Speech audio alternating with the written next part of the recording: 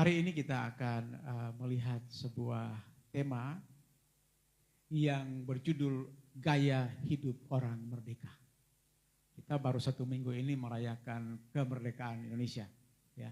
Maka tentu orang merdeka, ya, sebagai warga negara Indonesia yang sudah merdeka punya gaya hidupnya berbeda, saudara, ya. Dulu kita masih ditindas, masih dijajah, ada ketakutan, ada kekhawatiran, keraguan, tidak ada kebebasan dalam hidup kita.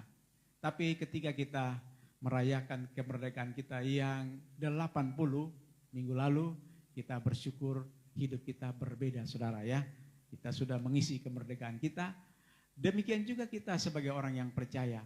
Ya, Alkitab memanggil kita atau menyebut kita sebagai orang-orang yang merdeka juga, saudara. Merdeka bukan daripada penjajahan dunia ini, tetapi merdeka di bawah kuasa dosa, saudara.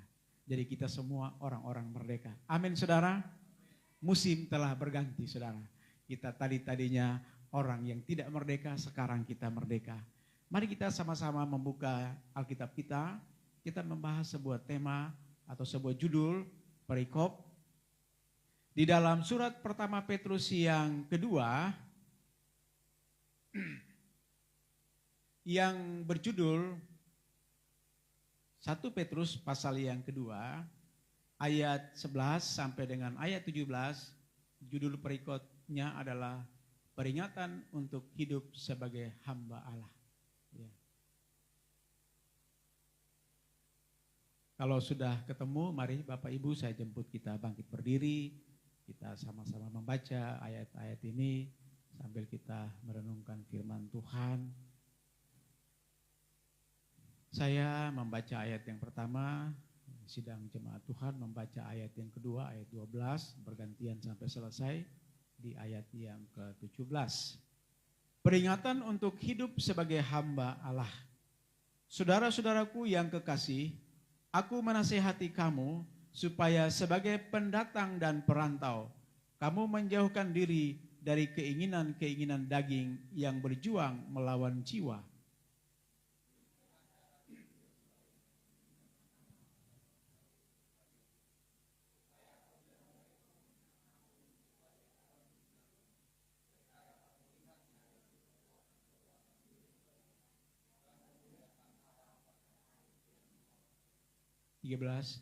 Tunduklah karena Allah kepada semua lembaga manusia, baik kepada raja sebagai pemegang kekuasaan yang tertinggi,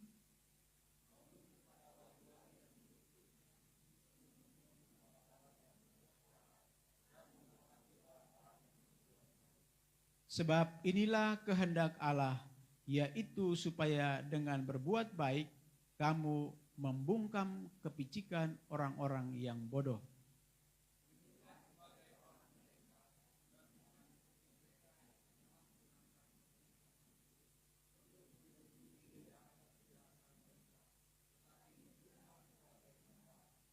Hormatilah semua orang, kasihilah saudara-saudaramu, takutlah akan Allah, hormatilah raja. Ayat 16, kita baca sama-sama, 2-3.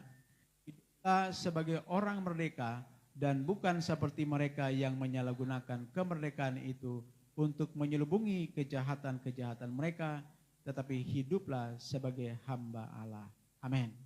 Silakan dulu Bapak Ibu kekasih Tuhan. Tema kita adalah gaya hidup orang merdeka. Ya, saudara, gaya hidup kita atau orang-orang masa kini berbeda, saudara, dengan gaya hidup orang-orang yang dulu, saudara, ya. Gaya hidup orang di desa beda dengan gaya hidup orang di kota, saudara, ya. Orang di desa, ya, khotbah pakai sarung tidak apa-apa, saudara, ya. Tapi kalau saya datang di sini khotbah pakai sarung, Bapak Ibu akan heran, ya, saudara, ya. Itulah gaya hidup kita, ya. Orang di kampung, saudara, kalau di Rote minum gula pakai haik, saudara, ya. Orang di sini minum teh pakai cangkir, saudara, ya. Ya, gaya hidup kita beda-beda, saudara, ya. Tapi di sini kita melihat bahwa Alkitab memberikan kepada kita sebuah contoh tentang bagaimana orang yang merdeka atau orang yang percaya, atau Petrus menyebutnya sebagai hamba Allah. Ya, di dalam ayat yang ke-16, Petrus menyamakan hamba Allah itu sama dengan orang-orang merdeka. Jadi hamba Allah atau hamba Tuhan adalah orang-orang yang merdeka. Yohanes 8 ayat 34 berkata begini.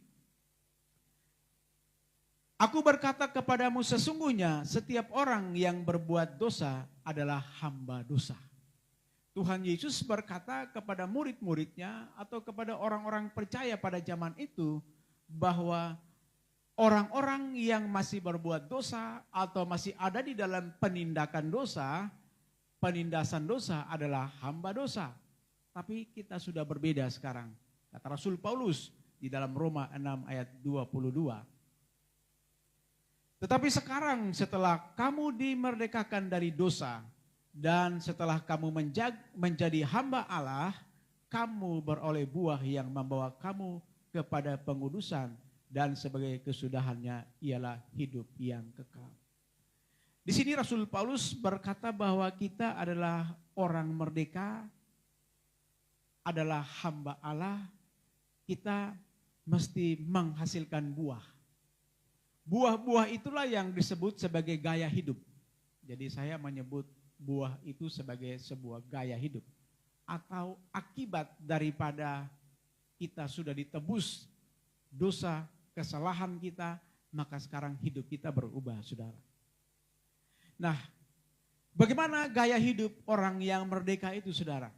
Ya, Petrus berkata di dalam 1 Petrus 1 ayat 2, dari Petrus Rasul Yesus Kristus kepada orang-orang pendatang yang tersebar di Pontus, Galatia, Kapadokia, Asia Kecil, dan Bitinia. Jadi Petrus menulis surat ini kepada orang-orang percaya yang sudah tersebar, orang-orang Yahudi, dan mereka itu disebut sebagai pendatang atau perantau yang sudah tersebar ke Asia. Ayat 2, yaitu orang-orang yang dipilih sesuai dengan rencana Allah Bapa kita dan yang dikuduskan oleh Roh Kudus, supaya taat kepada Yesus Kristus dan menerima percikan darahnya, kiranya kasih karunia dan damai sejahtera makin melimpah atas kamu. Jadi harapan daripada Petrus adalah orang-orang yang merantau atau tinggal di perantauan sebagai pendatang ini, mereka mesti hidup di dalam ketaatan. Kira-kira itu buahnya, saudara. Hidup di dalam ketaatan sebagai orang-orang yang dipilih Tuhan, ya, sebagai orang-orang yang dikhususkan oleh Tuhan. Saudara, kita juga adalah perantau, saudara. Dalam konteks ini, kita sebagai orang percaya, kita juga sebagai perantau di bumi ini, saudara. Ya, dari mana-mana kita semua adalah perantau, saudara. Jadi saya percaya bahwa surat ini juga datang kepada kita pada pagi hari ini, supaya sebagai perantau di bumi ini kita hidup di dalam ketaatan. Jadi harapan daripada Petrus bahwa gaya hidup orang yang merdeka itu atau sebagai hamba Allah itu orang-orang yang menghasilkan buah ketaatan. Dalam hidupnya mesti hidup di dalam ketaatan. Yang pertama, bagaimana orang merdeka itu punya gaya hidup di dalam ketaatan itu? Yang pertama, 1 Petrus 2 ayat 19 dan 21 saya baca. Sebab adalah kasih karunia jika seorang karena sadar akan kehendak Allah menanggung penderitaan yang tidak harus ia tanggung. Sebab untuk itulah kamu dipanggil, karena Kristus pun telah menderita untuk kamu dan telah meninggalkan teladan bagi kamu supaya kamu mengikuti jejaknya. Jadi yang pertama, kita mesti memahami bahwa setiap kita ketika menjadi orang percaya kepada Kristus, menjadi orang yang merdeka bebas dari dosa, telah ditebus dosa kita, maka hidup kita mesti berbeda, saudara. Seringkali kita berpikir bahwa sudah jadi orang Kristen, jadi orang percaya, rajin beribadah, rajin berdoa, hidup di dalam persekutuan, sonde ada masalah lagi. Saudara. Ternyata semakin kita dekat kepada Tuhan, kita akan melihat bahwa ada banyak masalah-masalah di sekitar kita. Atau kita masih menghadapi banyak tantangan, persoalan dalam hidup kita. Maka di sini Rasul Petrus mengantisipasi bahwa orang-orang merdeka itu akan juga menghadapi tantangan di dalam hidupnya, yaitu alami penderitaan. Jadi gaya hidup kita, walaupun kita menghadapi penderitaan dan tantangan di dalam hidup kita harus sadar bahwa itu adalah panggilan Tuhan bagi kita. Amin, saudara. Sebab untuk itulah kamu dipanggil, karena Kristus pun telah menderita untuk kamu dan telah meninggalkan teladan bagi kamu supaya kamu mengikuti jejaknya.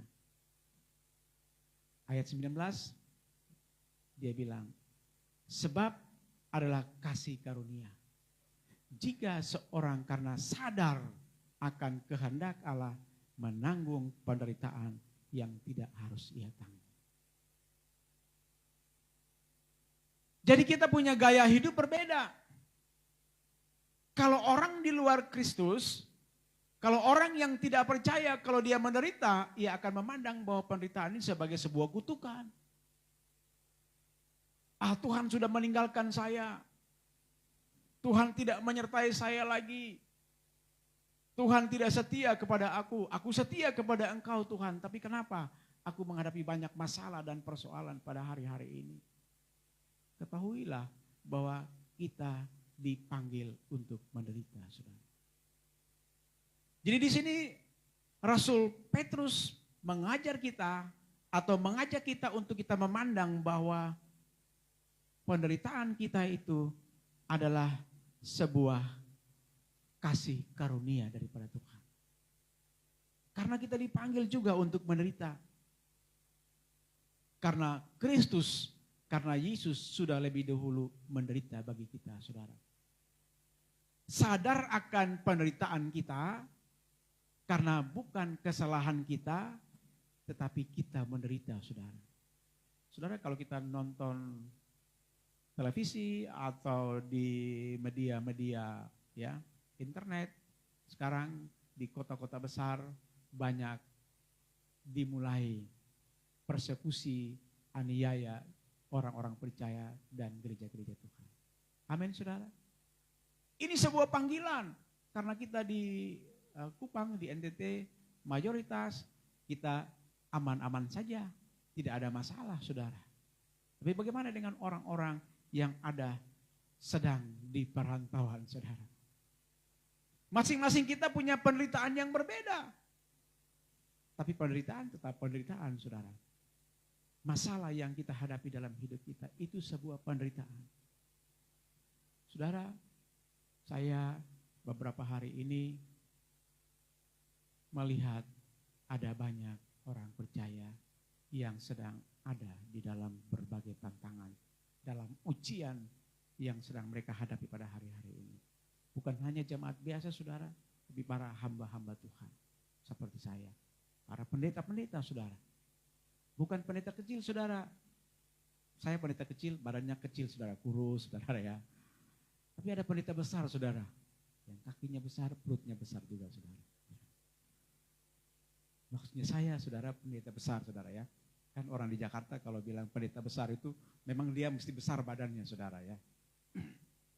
Yang menghadapi tantangan yang luar biasa dalam hidup mereka, saudara. Sampai kehidupan rumah tangga mereka juga terguncang, saudara ya.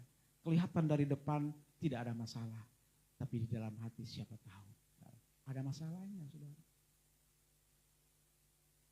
Jadi ketika Rasul Petrus menyampaikan ini kepada kita, kepada jemaat Tuhan yang ada di perantauan, mengantisipasi kita kalau kita belum punya masalah. Tapi mengantisipasi kita kalau nanti seandainya bila mana masalah itu datang dalam hidup kita, kita harus memandang kepada salib Kristus. Pandanglah kepada penderitaan Kristus, karena untuk itulah engkau dipanggil. Kristus datang menderita bukan karena berdosa dan bersalah, tapi untuk menyelamatkan kita, saudara. Karena itu kita juga wajib menderita. Penderitaan kita bukan karena kesalahan kita, bukan karena dosa kita lagi, tapi kita menderita karena mungkin ada penindasan.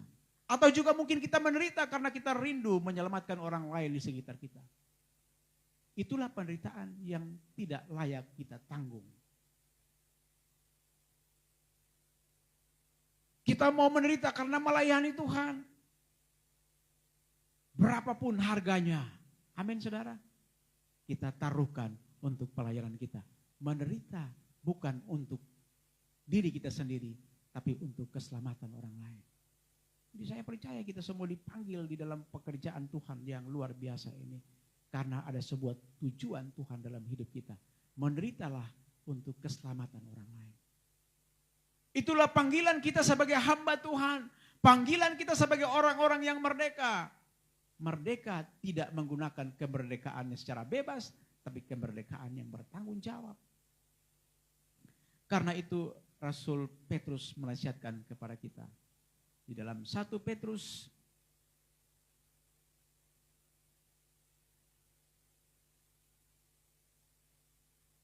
1 ayat 2 dan 1 Petrus 2 ayat 9. Yaitu orang-orang yang dipilih sesuai dengan rencana Allah Bapa kita dan yang dikuduskan oleh Roh supaya taat kepada Yesus Kristus dan menerima percikan darahnya, kiranya kasih karunia dan damai sejahtera makin melimpah atas kamu. Mana mungkin orang yang menderita masih mengalami damai sejahtera yang melimpah? Ini kan bertolak belakang, saudara. Tapi di sini kita melihat bahwa penderitaan tidak menghilangkan damai dan sukacita kita. Amin, saudara. Seringkali kalau kita tidak mengalami masalah, saudara, kau sudah mau pi gereja lah. Beta kehilangan damai sejahtera.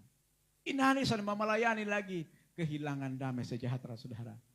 Tuhan Yesus bilang, damai sejahtera yang kuberikan kepadamu tidak seperti yang diberikan oleh dunia. Apapun masalahnya dalam hidup kita. Iklan dunia saya bilang, apapun makanannya, minumannya, teh, sostro, saudara ya. Orang dunia lebih tahu saudara daripada kita, saudara. Apapun masalahnya, Kristus kekuatan kita, Yesus pengharapan kita, damai sejahtera, dunia tidak bisa berikan kepada kita. Ayat 9 berkata, tetapi kamulah bangsa yang terpilih, imamat yang rajani, bangsa yang kudus, umat kepunyaan Allah sendiri. Wah, luar biasa, saudara. Saya kalau baca ayat ini saya merinding, saudara. Karena itu saya menjaga hidup saya. Karena apa? Kita ini bangsa terpilih, saudara. Dari sekian banyak orang kalau kita ada di sini, kita adalah pilihan-pilihan Allah. Tuhan memilih begitu banyak orang dari dunia ini, kemudian Dia bawa kita menjadi bangsa yang kudus, umat yang kudus, kepunyaan Allah sendiri. Saudara. Kalau kita menjadi milik Allah, menjadi kepunyaan Allah, tahu itu dalam hidup kita, maka kita akan menempatkan hidup kita dengan gaya hidup yang berbeda. Supaya kamu memberitakan perbuatan-perbuatan yang besar dari Dia yang telah memanggil kamu keluar dari kegelapan kepada terangnya yang ajaib. Dulunya kita bukan siapa-siapa. Dulunya kita bukan orang yang percaya. Tetapi hari ini kita menjadi orang pilihan Tuhan. Karena itu pujian tadi berkata, sekalipun musim berganti dalam hidup kita, tetap Tuhan kekuatan dalam hidup ini. Tuhan penolong bagi kita. Ia memelihara hidup kita. Kalau burung-burung saja di udara Tuhan pelihara. Kita umat-umat yang ditebus dengan darahnya yang mahal itu akan menjaga, memproteksi kita, saudara. 1 Petrus 1 ayat 18. Sebab kamu tahu bahwa kamu telah ditebus dari cara hidupmu yang sia-sia, yang kamu warisi dari nenek moyangmu itu, bukan dengan barang yang fana, bukan pula dengan perak atau emas. Saudara, kita ditebus bukan dengan perak dan emas, saudara. Kamu ditebus dari cara hidupmu yang sia-sia. Kamu ditebus dari gaya hidup yang sia-sia, saudara. Amin. Sekarang kita punya gaya hidup yang baru.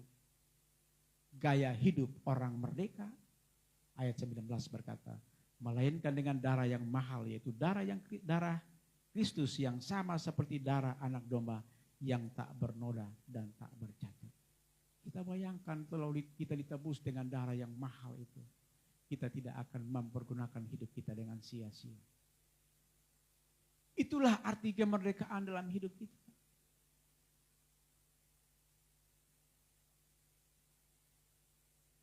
Jadi orang percaya yang punya gaya hidup sebagai orang merdeka adalah hidup menderita dalam ketaatan. Tuhan mau kita tetap taat sekalipun kita menderita. Sekalipun musim berganti dalam hidup kita. Ada penderitaan, ada sukacita, ada kebahagiaan dalam hidup kita. Tetapi Tuhanlah sumber pengharapan kita, menjadi kekuatan bagi kita. Yang kedua, gaya hidup orang merdeka adalah gaya hidup yang menjadi pembeda. Hidup kita tidak boleh sama dengan orang di sekitar kita. Karena kita orang merdeka.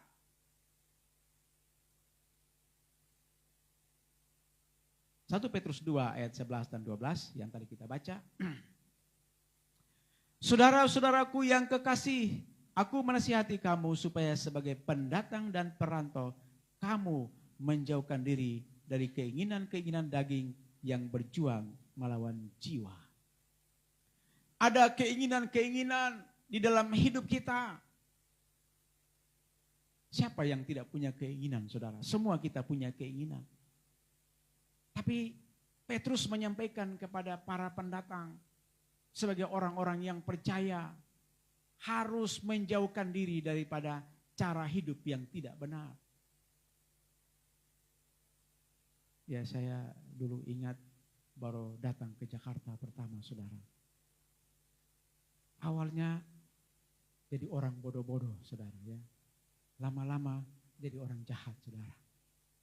Karena hidup berbaur dengan orang-orang di sekeliling yang jahat, kita juga jadi jahat, saudara. Makanya Alkitab bilang, jangan bergaul dengan sembarangan orang. Pergaulan yang buruk merusak kebiasaan yang baik. Ya, sekarang jadi pendeta kelihatannya baik, saudara. Tapi saya juga tidak baik dulu, saudara. Karena itu saya melihat diri saya bahwa memang kita harus berbeda. Ada banyak keinginan-keinginan kita. Disebut sebagai keinginan daging. Kita mesti menjauhi itu, saudara. Ayat yang ke-12 berkata, milikilah cara hidup yang baik di tengah-tengah bangsa-bangsa bukan Yahudi. Supaya apabila mereka memfitnah kamu sebagai orang-orang durjana, mereka dapat melihatnya dari perbuatan-perbuatanmu yang baik dan memuliakan Allah pada hari Ia melawat mereka. Saudara, saya sebelum bertobat jadi hamba Tuhan, saya bekerja di PT Dana Reksa di Jakarta, Jalan Merdeka Selatan, ya, salah satu perusahaan yang cukup besar waktu itu. Dan saya banyak teman-teman yang tidak percaya datang tanya-tanya sama saya, saudara. Lu jadi orang Kristen, kenapa sih jadi orang Kristen? Percaya Kristus kenapa? Saya takut, saudara. Jadi orang datang tanya saya takut karena saya tidak punya bekal apa-apa, saudara. Setelah saya bertobat dan belajar firman Tuhan, saya bilang, wow, waktu itu saya punya banyak kesempatan melayani mereka, saudara. Waktu bertanya itu kesempatan saya menjawab pertanyaan mereka. Tapi saya tidak menggunakan itu karena saya tidak punya pengetahuan. Ilmunya tidak cukup, saudara. Lebih baik menghindar, saudara. Jadi orang yang tidak punya pengetahuan yang cukup, dia akan menghindar, saudara. Maksudnya adalah kita mesti bisa menjadi contoh dengan cara hidup kita yang baik di tengah-tengah mereka itu. Jadi kebaikan kita tunjukkan kepada orang-orang di sekeliling kita. Bahkan dengan pengetahuan kita yang cukup, kita bisa memenangkan mereka, saudara. Hati-hati, saudara. Jangan-jangan bukan kita menangkan mereka, kita yang terjerumus, saudara. Kalau iman kita tidak kuat, kita bisa terjerumus, saudara. Jadi di sini kita mesti jadi pembeda. Ya, dalam Roma 12 ayat 2 bilang, janganlah kamu menjadi serupa dengan dunia ini, tetapi berubahlah oleh pembaharuan budimu. Jangan kita menjadi serupa dengan dunia ini. Dunia sedang lenyap dengan keinginannya, saudara. Tapi kita diminta sebagai orang-orang yang merdeka, sebagai hamba Tuhan, jangan serupa dengan dunia ini. Kita mesti menjauhi hal-hal yang tidak benar dalam hidup kita, saudara. Keinginan kita ada, saudara. Saudara di Rote, ya banyak tantangan dalam pelayanan, ya. Karena kan budaya kita masih keras, saudara. Pendeta juga kalau duduk sama-sama dengan jemaat yang lain, saudara, kalau dorang ada duduk lingkar, saudara, dorang sorong sopi. Bapak, sedikit dulu Bapak, sedikit sah. Alkitab juga bilang, minum sedikit supaya pencernaan sehat, katanya. Wih, kutip dari mana itu ayat, saudara? Jadi ada banyak, saudara. Iya, saudara. Karena memang ada banyak hamba-hamba Tuhan juga minum-minum seperti kita, saudara. Jadi orang pikir semua sama, saudara. Jadi ayo Bapak sedikit sah Bapak, sana apa-apa. Aman, sedikit sah, saudara ya. Sedikit itu bahaya, saudara. Ya, saya ingat dulu, saudara, waktu saya baru bertobat pertama, saudara. Saya dulu perokok, saudara. Juga suka minum juga, saudara. Jadi waktu saya berhenti merokok, saya berdoa dalam nama Tuhan Yesus, saya tidak mau merokok dan minum-minum lagi. Ya, saya percaya di sini tidak ada lagi yang begitu, ya. Tapi saudara, namanya kita dulu pernah minum, saudara, pernah merokok, saudara. Teman menggoda kita, saudara. Lagi duduk-duduk. Ini baru habis persekutuan, ibadah, saudara. Karena masih banyak yang merokok, saudara. Sorong rokok, dulu rokok Ji Samsu, rokok paling mahal, saudara. Ya. Atau Marlboro, saudara, Jakarta, saudara. Dikasih rokok mahal-mahal. Waktu dulu kita belum bertobat, dong saya mau kasih rokok, saudara. Waktu kita bertobat, semua dorong kasih yang enak-enak, saudara.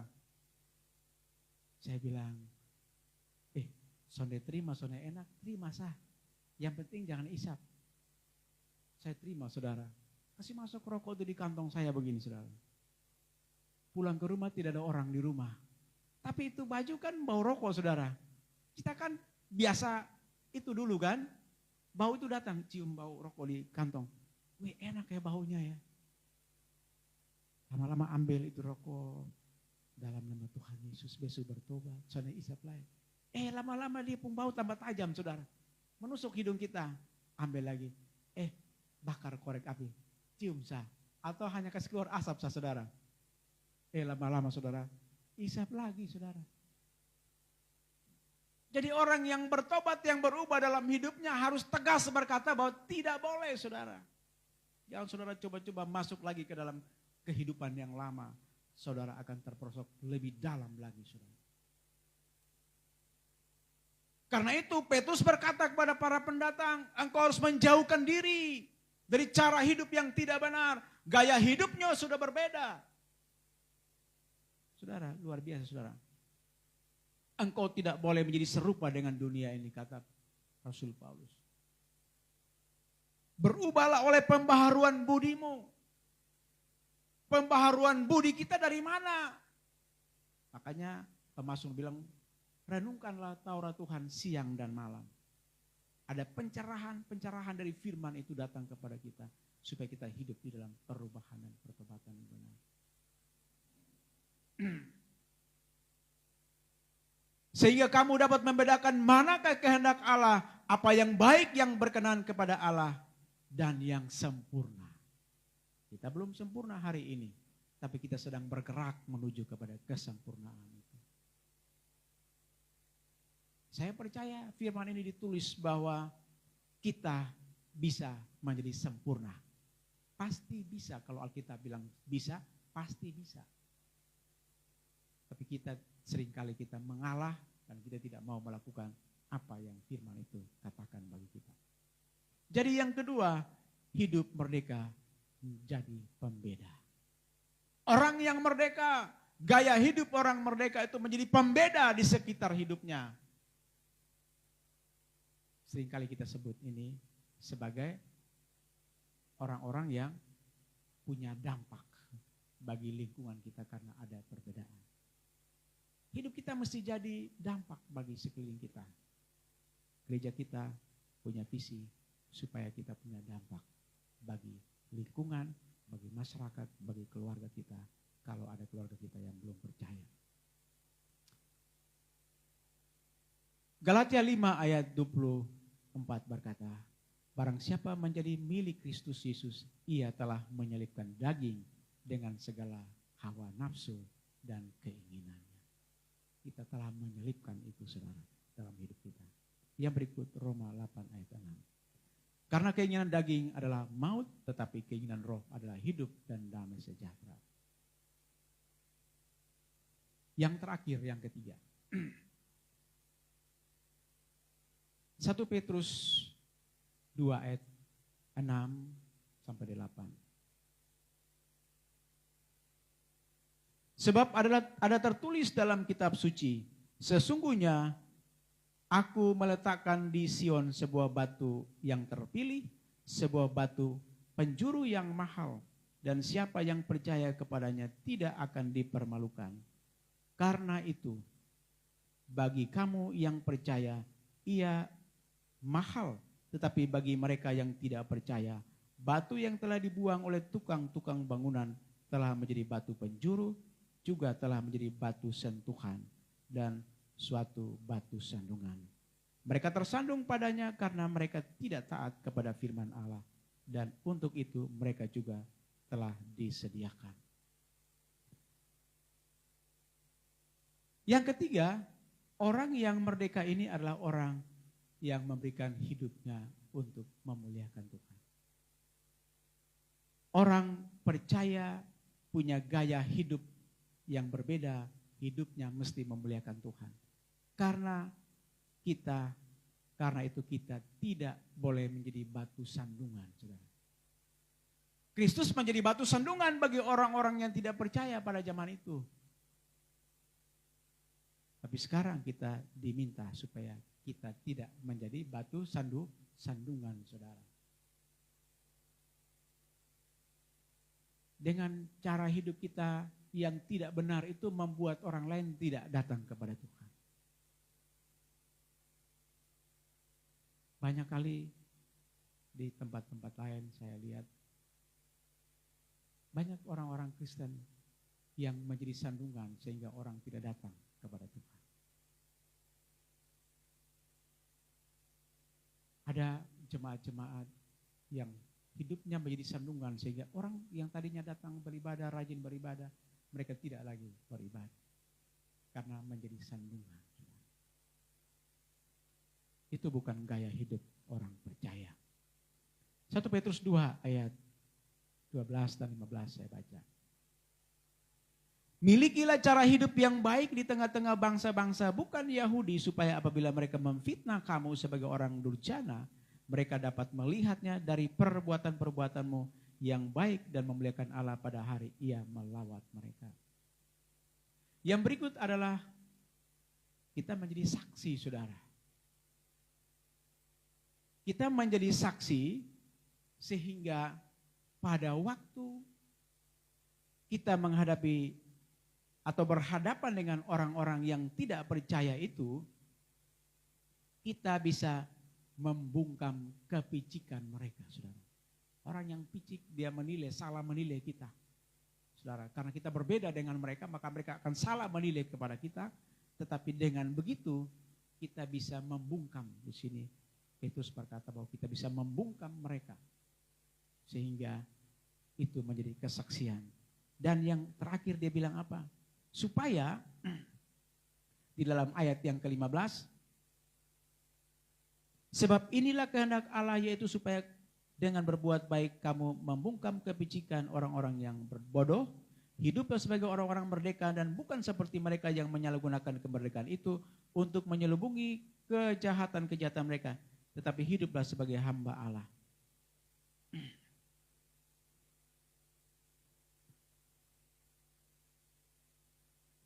Oh maaf, 2 Petrus 1 ayat 3 dan 9. Tadi kita sudah baca itu. Karena kuasa ilahinya telah menganugerahkan kepada kita segala sesuatu yang berguna untuk hidup yang saleh oleh pengenalan kita akan Dia yang telah memanggil kita oleh kuasanya yang mulia dan ajaib.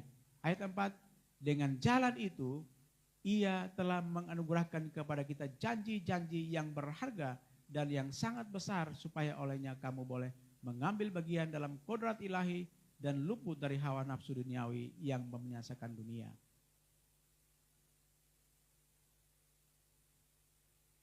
Ya. Nah, di situ berkata bahwa dengan kehidupan kita sebagai orang-orang yang percaya, selain kita tidak menjadi sandungan, kita menjadi saksi, kita membungkam kepicikan orang-orang bodoh, kita juga bisa mempersiapkan jalan bagi lawatan Tuhan. Jadi pada waktu kita menyaksikan hidup yang benar, kita punya gaya hidup yang benar sebagai orang-orang yang sudah dipanggil oleh Tuhan, sebagai orang-orang yang merdeka itu, ada waktu Tuhan untuk melawat orang-orang yang belum percaya. Jadi kita bersaksi kepada mereka, menyaksikan hidup kita kepada mereka, tapi ada waktu Tuhan untuk melawat mereka. Karena pada waktu Tuhan melawat mereka, itulah waktu persiapan bagi mereka, saudara. Jadi kita sedang mempersiapkan orang-orang yang tidak percaya itu oleh kesaksian hidup kita, oleh gaya hidup kita, saudara. Jadi mungkin hari ini dia belum percaya, saudara. Ketika kita berjumpa dengan dia, kita bersaksi kepada dia, dia belum percaya, saudara. Tapi ada waktu Tuhan datang kepadanya dan waktu itu adalah waktu lawatan Tuhan. Jadi gaya hidup kita akan punya dampak dan punya pengaruh bagi orang-orang lain. Seringkali kita merasa kecewa. Saya sudah banyak bicara dengan si A, si B, bersaksi kepada dia, tapi belum ada sesuatu terjadi. Ada waktu Tuhan untuk melawat dia. Lepaskan apa yang ingin kita lepaskan, roh katakan kepada kita, kepada mereka. Karena itu kesaksian hidup kita. Sampaikan kepada mereka karena ada waktu lawatan Tuhan. Bahkan 1 Petrus 3 ayat 1 berkata bahwa demikian juga kamu, hai istri-istri, tunduklah kepada suamimu supaya jika ada di antara mereka yang tidak taat kepada firman, mereka juga tanpa perkataan dimenangkan oleh kelakuan istrinya. Saudara, jadi bapak-bapak, ibu-ibu, kita juga saling melayani, saudara. Bersaksi bukan saja kepada orang-orang yang jauh di luar kita, tetapi keluarga kita, orang-orang yang dekat kepada kita, saudara. Itulah panggilan hidup kita sebagai orang-orang yang percaya. Panggilan hidup kita sebagai orang-orang yang merdeka, saudara. Seringkali kita ada di dalam persekutuan, bersama-sama, ya.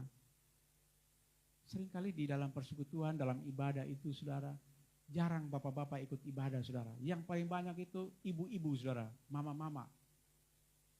Kita tanya, di mana bapaknya? Oh, bapak jaga rumah, saudara, ya. Saya bilang orang di Jakarta kalau jaga rumah itu guguk yang jaga rumah, saudara.